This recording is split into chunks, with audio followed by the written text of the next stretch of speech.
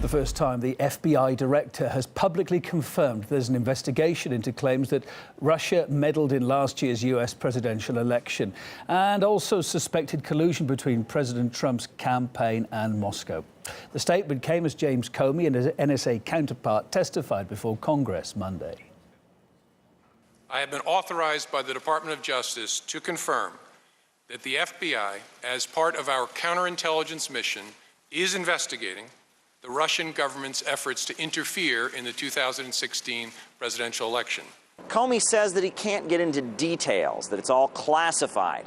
But that doesn't stop congressmen from digging for juicy details. Were you aware that Donald Trump had 6 trademarks in Russia? Not going to comment on that. Were you aware that Donald Trump tried to market his Trump vodka brand in Russia? Same answer.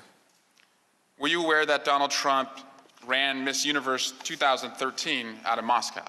Same answer. Proving that Trump and Russia colluded for an election campaign requires a little bit more than beauty pageants and vodka sales.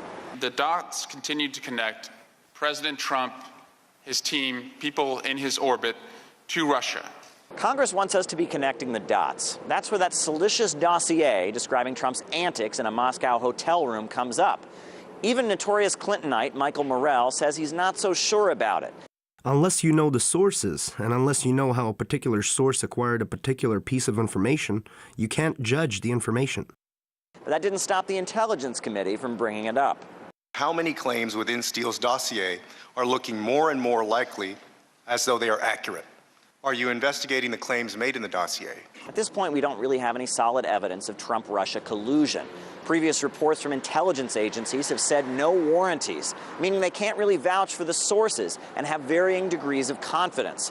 The Obama administration assured us that at some point we would see this proof. However, whenever FBI Director James Comey is asked about it, he gives a response that sounds something like this. I don't know. I can't say much about them. Mr. King, it's not something I can comment on. Sewell, that's not something I can answer. I have to give you the same answer. I'm not going to comment. Caleb Maupin, RT, New York. We talked to a number of experts for their assessment of the intelligence hearing then. Well, you got to give Trump some points for chutzpah trying to sell vodka to the Russians. That's pretty funny. But the idea that an American businessman does business with places like Russia and overseas, I think is a very good thing. It's a healthy thing. Where dollars cross borders, troops very seldom do. You know, the idea that somehow having contacts, having connections, having peaceful trade relations with other countries makes you somehow suspect. It makes absolutely no sense at all. Hopefully the Democrats and neocons in Washington will take some antipsychotic medication, you know, and come back down to earth. It was an embarrassment, you know, with the world looking on. Here's the U.S. Congress. There are 6 or 7 wars going on, right? Undeclared wars. And here's the U.S. Congress engaged in this tomfoolery effort to, number one, the Democrats explain why it was that Hillary lost. I mean, they still haven't gotten over it. It couldn't have been Hillary, right? It couldn't have been that she was a very flawed candidate. It's got to be, the Russians probably, right?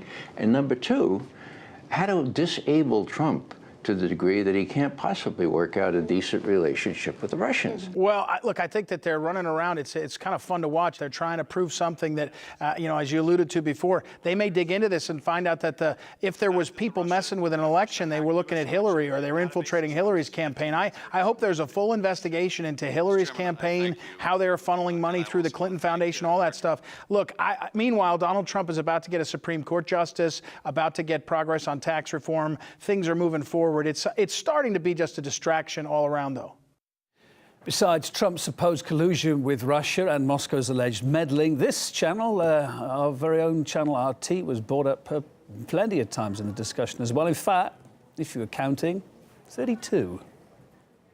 The Kremlin is waging an international disinformation campaign through the RT propaganda network, through the use of slick propaganda like RT. RT, the Russian-owned propaganda media outlet. Michael Flynn has been paid by the Kremlin's propaganda outfit, RT. I don't know how you did it. I don't know who you paid off for this. I mean, what were you mentioned about 12, 15 times?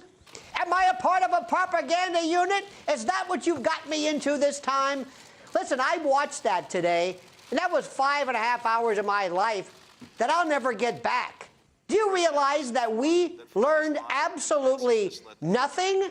I don't believe in torture, but if ever there's an alternative to waterboarding, may I suggest making somebody watch that interminable hearing?